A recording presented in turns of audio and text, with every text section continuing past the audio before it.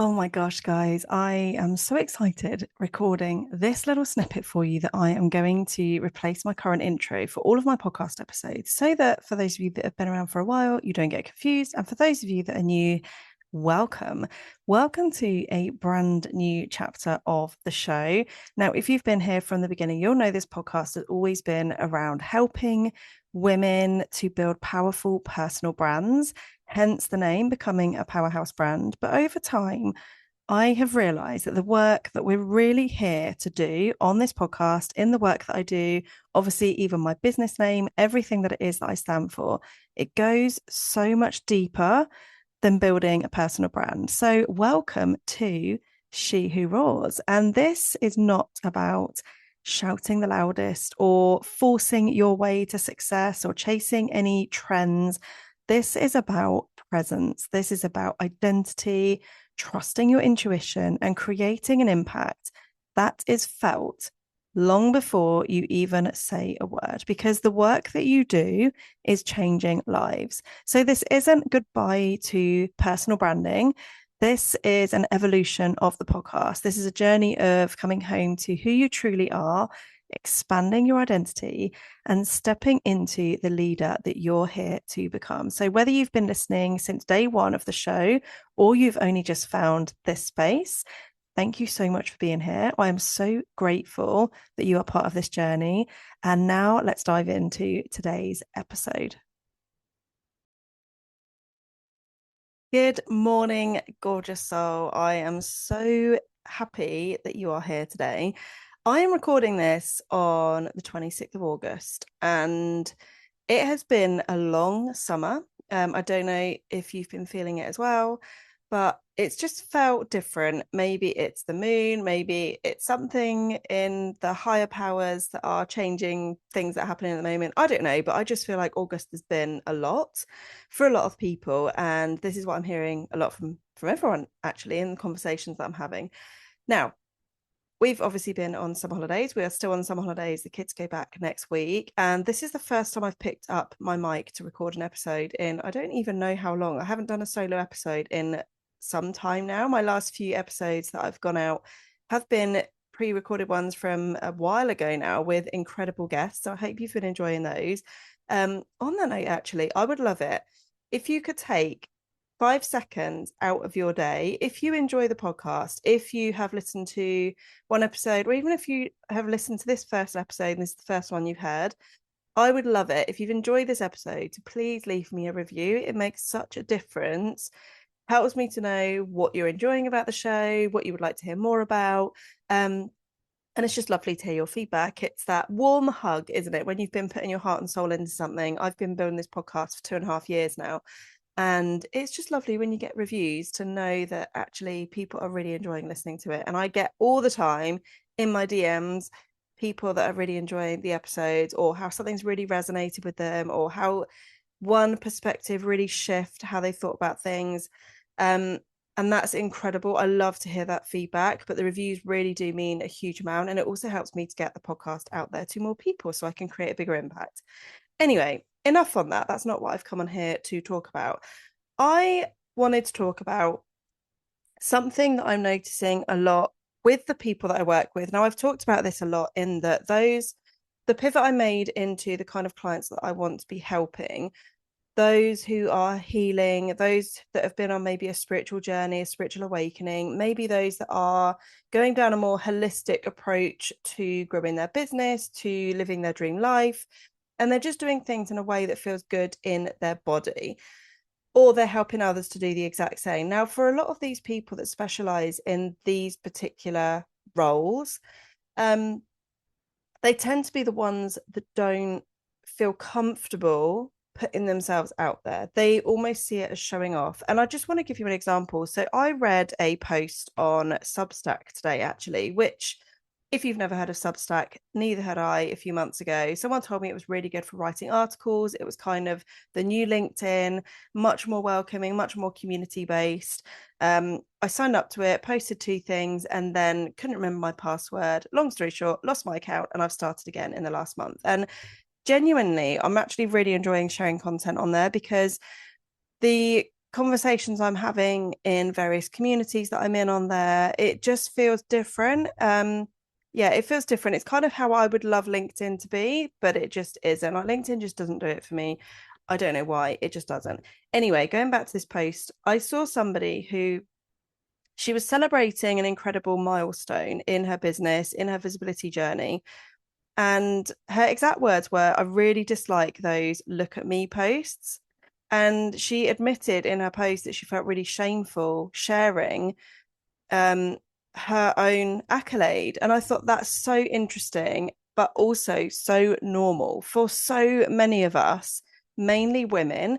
We tend to, until we've done the work, not share our magic. We kind of hold back on not shouting about the amazing things that we're doing, but we don't feel comfortable sharing it because it can come across as showing off. It's a bit gross. You're told to kind of be quiet growing up. And this is like through past generations. This has been passed down through women because women were almost like children. When you think back in history, they were there to be seen, to look good, to kind of be that thing on the end of a man's arm that just kind of almost boosted a man's presence.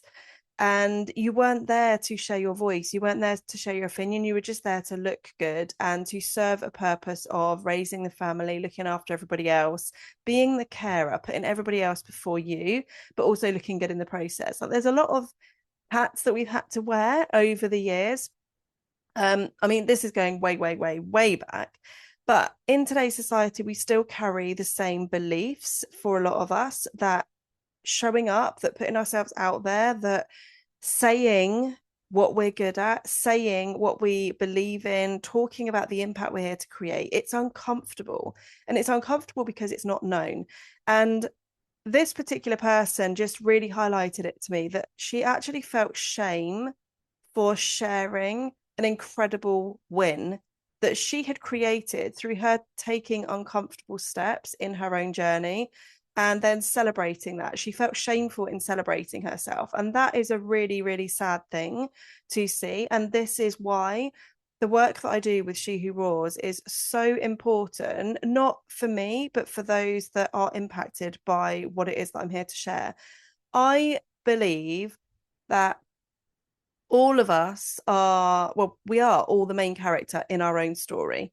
Everything we see on our external is a direct reflection of how we feel internally. So if things aren't quite shaping up to how we want them to be, so often it's a reflection on how we don't quite feel worthy, we don't quite feel enough, we're not quite in that energetic aligned state to be able to attract the things that we're calling in. So I wanted this episode to really help anybody that feels uncomfortable sharing their gifts, their accolades, their wins, the transformations they help their clients with.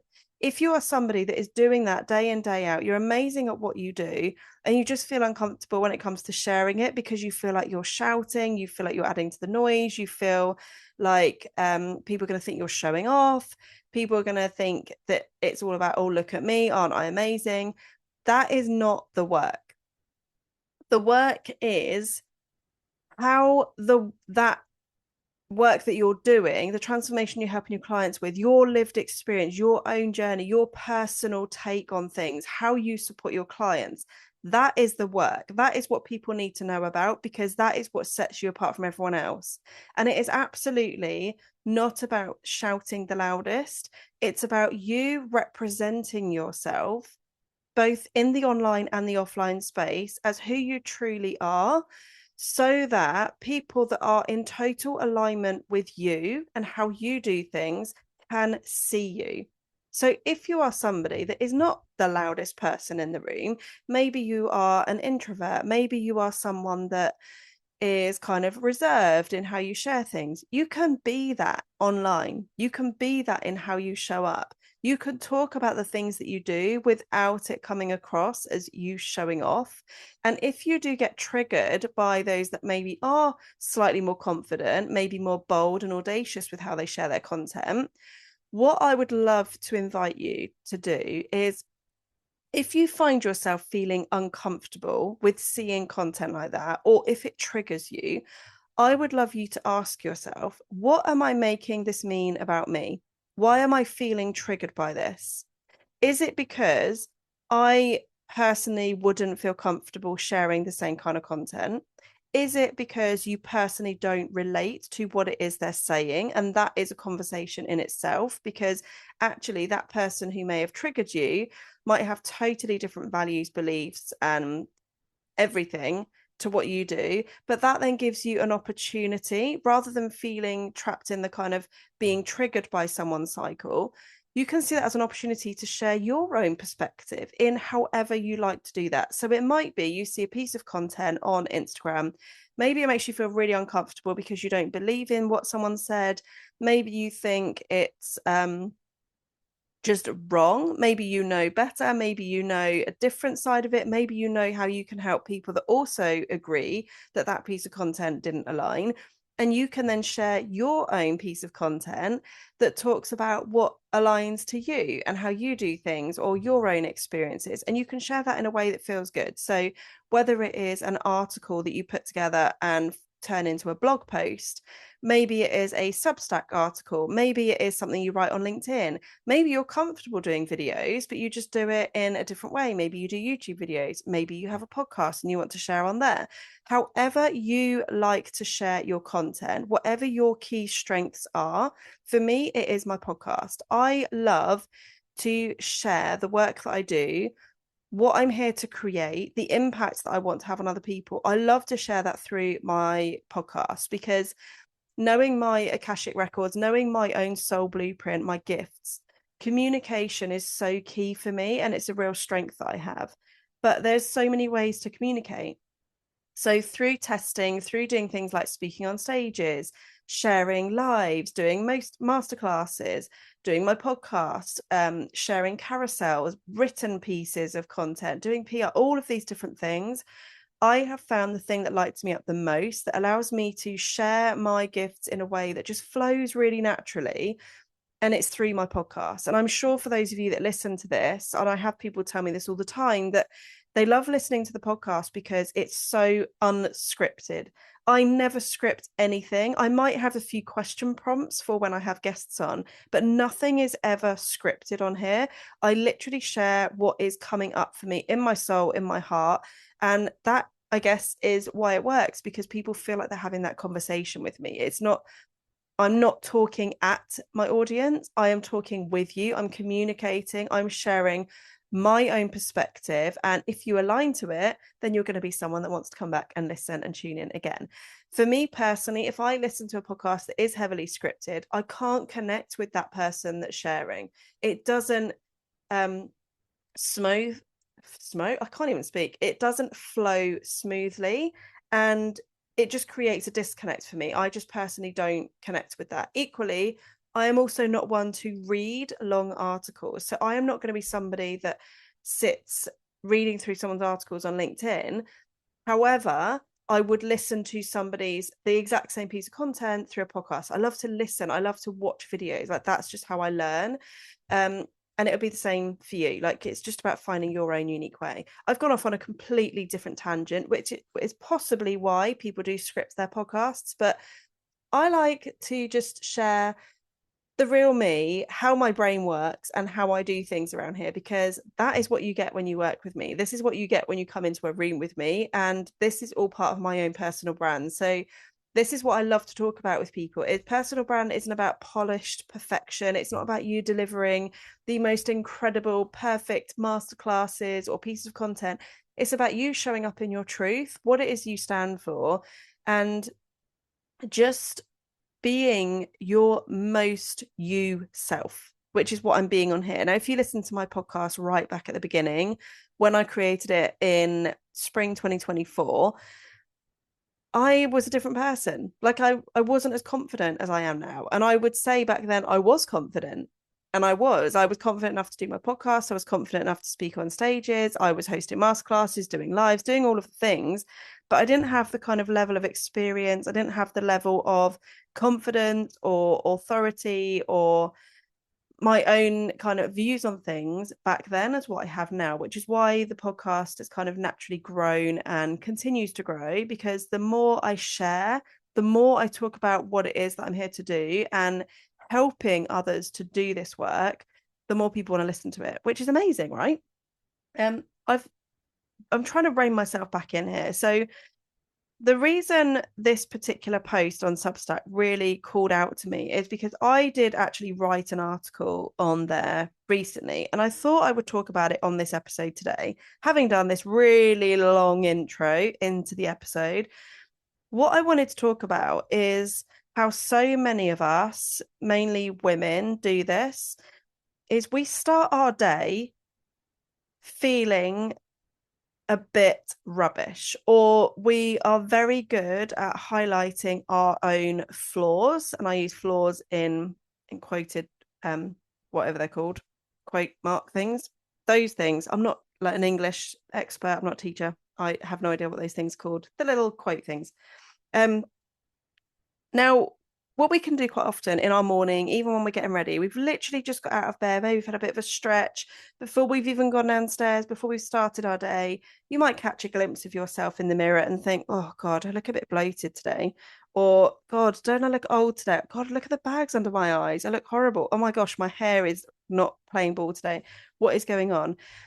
We see that reflection in the mirror and we notice the part of us that we don't like and we focus on it. We literally program ourselves to tear ourselves apart because that particular area on us doesn't quite look like how we want it to, or how we maybe should look or think we should look.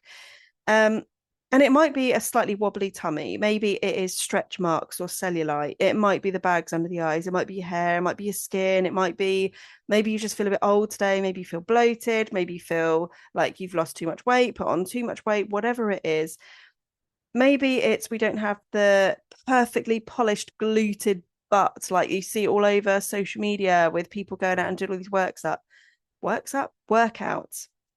Maybe it is you don't have the toned arms and the abs, despite weeks of doing this fitness routine that you might have been doing. We've all been there. We've all done the online exercise routines and then thought, okay, it's working for a few days. And then, oh, why is it not working? Why do I not look like the person that's hosting this training? And I still feel gross.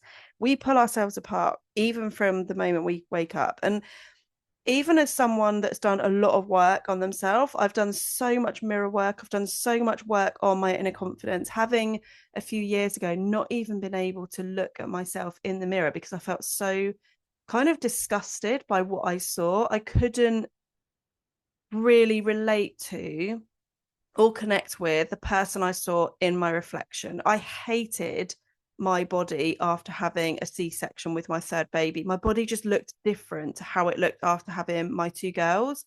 And I just felt horrible. And I think because I struggled mentally after having my son, with postnatal depression, I think it just brought up so many years from becoming a mother for the first time in 2015. It brought up so many years of where I had these suppressed emotions, where I hadn't quite processed the identity shift that you go on when you become a mum. So it kind of, when I was in this really low state, it just brought up years of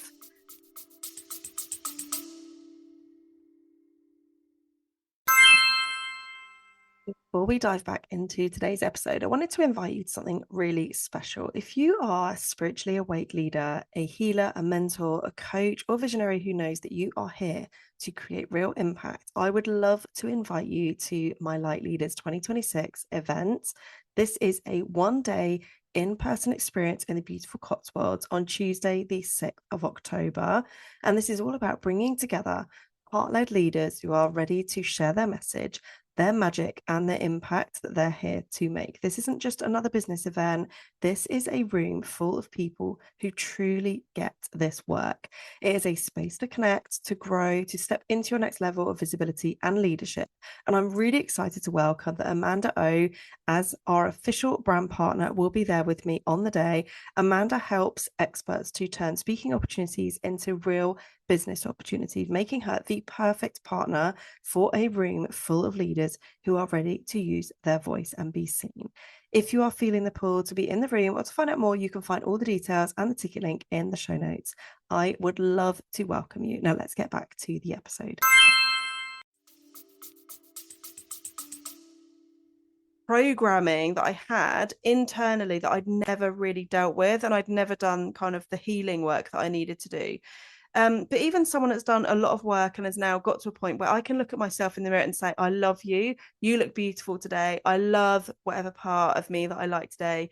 And I always give myself a compliment. I start my day giving myself a compliment instead of tearing myself apart. And that's not to say that I don't notice things that I don't particularly like. It's just saying that I'm trying to program my brain to look more for the positives instead of instantly focusing on the negatives. And that in itself has been a huge shift for me personally. And I know it's helped a lot of other people that I've given that kind of advice to. So even as someone that's done all of this work, I still have those days where I feel less than, where I don't quite feel enough, or where the reflection that I'm seeing back at myself just doesn't really align with who I thought I would be, or maybe even should be. There's always those shoulds that creep up. But here's what I want every single person listening to this to know. The only reason that we believe any part of us is wrong is because of things we've witnessed, heard, or experienced in our lives, quite often from between those ages of 0 to 7. We know those childhood traumas, those experiences, those thoughts, those beliefs that have come up in that stage create an impact on us, and they actually form our beliefs going into like adulthood as well. It might be that it was a comment someone made when you were a child at school. It might be that there was a time when you wanted to wear that outfit, but when you put it on, the zip wouldn't do up, or it didn't quite fit, or you just thought, oh God, I've gained too much weight, or it just doesn't look nice on me, or it doesn't look as nice as I thought it would be. Maybe it's from witnessing someone else get bullied around that same part of their body, and it's left a fear around you not being enough and not worthy. We've all got those beliefs or waves of that, oh, why do I look so horrible today? Or why doesn't that part of me look right? And it's in those moments that we get to change the scenario. So instead of focusing on the thing or the things that we don't like about ourselves, right from how we start our day in the morning, looking at our reflection, we get to flip that switch. So if you find yourself doing this, I want you to try this. Look at yourself in the mirror. And for some people, this is going to feel uncomfortable in itself. And I know it did for me, but this is where I started. And this is how I've got to where I am today. This is through repetition and consistency and just sticking with it, even when it makes no sense, when it makes you feel uncomfortable. It's doing the work to start programming your brain to look for the more positive things. So when you're looking at your reflection, I want you to focus on what one part of you makes you feel good. Now, when I started this, I really, really struggled with this because I couldn't see anything. All I saw from head to toe was, I don't like that. So what I did was I then focused on the things where, okay, what compliments have I had in my life that I thought, okay, let's just start with that. And for me, a lot of people have complimented on the color of my eyes. My eyes are hazel, so they kind of have this real mix of gold and brown and orangey colors and almost a hint of green. Like it's a real mix of color. So I started off saying to myself, I really love your eyes. I don't think I truly believed it at the beginning because I just had so little self-passion and love for myself that I couldn't even believe that. But I started the process. So what one part of you makes you feel good? Compliment on that part of you. So if you do struggle, think about the things you've had compliments on in the past that actually make you smile. What would you say is the feature that you do want to highlight? So this could be the area of yourself that people have complimented on. Maybe it is you have great legs. Maybe it is you have lovely hands. Like it might be your hair always looks really nice. Maybe you have a lovely nose. Maybe you've got a gorgeous smile. Whatever it is, focus on that. What would you say is the feature that you do want to highlight because it's actually a part of you that makes you feel pretty or worthy or good enough? Start small. There might be multiple things. So if you do feel comfortable and there are multiple parts of you that you do like, maybe you love your teeth, maybe you've got great legs, maybe you love your eyes, maybe you love your hair.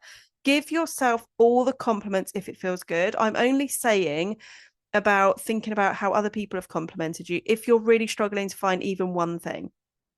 If you're not struggling to find one thing, just focus on what you are seeing in your reflection of what you actually see right now, what makes you feel good, what looks good. Tell yourself in the mirror, just like you would if it was your best friend, your sister, your mother, your partner, I love how your hair looks today. Or like, your eyes look so pretty today. Or I love that color dress on you. Or your skin looks so healthy today. You're really glowing. And it might seem really stupid, but the more that we can give ourselves the kind self talk and the compliments that we already know we need more of, the more we're programming our mind to look for the things that accentuate those parts of us. And in turn, what that is going to do is going to take our focus away from the areas we maybe don't like so much. Another great way to really shift your attention from any parts of you that leave you feeling less than is to make yourself more of a priority. Make more of an effort with you. Do you have a pair of earrings that you love? Could you put those on today? Can you wear some other jewelry that makes you feel good? Maybe it's a piece of jewelry that you say for special occasions. Why not make today a special occasion? Why not put it on? Why not wear that lipstick that you only ever wear when you're going out? Just tiny little things that can totally shift your energy, your mood, how you feel about yourself, and just give you that little bit of a lift in how you hold yourself and how you feel, because people notice. You always get compliments from people because of how you're holding yourself. When you can hold yourself even that tiny bit higher, people will feel it in your energy field. I cannot tell you how much of a transformation this has on your energy when you start to do stuff like this and make yourself a priority. And when I wrote a article recently, the reason I wrote it is because that morning was a perfect example of this work. So the night before, I hadn't got much sleep at all. I woke up feeling really bloated. It was just before I think I'd started my period. So I was just feeling a bit gross. And I looked in the mirror and there it was, looking right back at me, despite doing all the Pilates, despite doing the bar classes, despite eating less, eating more healthily, moving my body more, my wobbly mum tum was still there as part of me. And I felt like it was just ruining every single outfit that I put on. And I instantly focused on the negative. But what I did, having done this work, was I noticed that I was doing that and I instantly snapped myself out of it. I snapped myself out of the negative self talk. I put on clothes that do make me feel good. I changed my earrings. I put on some new lipstick, and I don't really wear lipstick. I tend to only put it on when I'm going out. But I thought, do you know what? Today I'm making an effort because I don't feel so good this morning. I want to make myself feel really good. So I can be the change, and so can you too if you feel a bit wobbly. I styled my hair nicely. I actually made an effort. I made myself priority. I spent an extra 10 minutes getting ready that day rather than just chucking on whatever, because I already felt a bit frumpy and just covered up and just felt we can so often do that when we don't feel good about ourselves, is we just think, what is the point? I just feel a bit miserable today. I'm just gonna have an off day. You can have an off day, by all means have that, but you get to choose and change your energy, and you absolutely can if you make choices that make you feel good, that raise your vibration even just that little bit. And then each time I caught my reflection in a window or a mirror that same day, what I saw wasn't the wobbly mum tum that I'd noticed in the morning, which would have been the case had I just dressed myself in a really frumpy way. Um, what I saw was the lovely outfit I'd put on. I saw the smile. I saw the way I looked. I just didn't even notice that the wobbly mum tum was there because it wasn't my main focus. So whenever you find yourself in another loop of negative self-talk or highlighting the flaws that you may see when you look back at yourself in the mirror, you've got two choices basically. So you can either spend the day feeling flat, feeling miserable, feeling less than, or you can spend a few minutes, like I did that day before I wrote the article, was to spend a few minutes making yourself feel good, shifting how you feel, doing things that actually will make you feel even a little bit better. There is always a choice. Beauty is all in how you feel, and you are so worthy of feeling $1 million freaking dollars every single day. So I hope this has helped you today. I hope this is, even if you know somebody that does this regularly, where they're just focusing on their flaws, they're not giving themselves that self love, that positive self talk, and you think this episode would really help them, please do share it, because I think this is so important that we can be the change that we want to see. And one thing that came up for me, and I actually must do an episode on this and maybe even get a guest on to talk about this, but one thing that I'm so aware of is knowing that so many of our beliefs are formed between the ages of 0 and 7, and knowing how my own mum would pull herself apart over how she looked, over her own wobbly tummy, over how she didn't quite look good enough. I have those thoughts and feelings myself, and I've now done this work. So I'm now aware of that age between 0 and 7 as being so crucial, that those experiences, those thoughts, those conversations that we hear, the what we see our own mothers doing can really create an imprint on us. And I'm now aware that my eldest daughter, who's now 10, I only just started this work when she was at the age of 7. So I am very aware that when I was feeling really low, when I wasn't feeling good enough, I had the negative self-talk.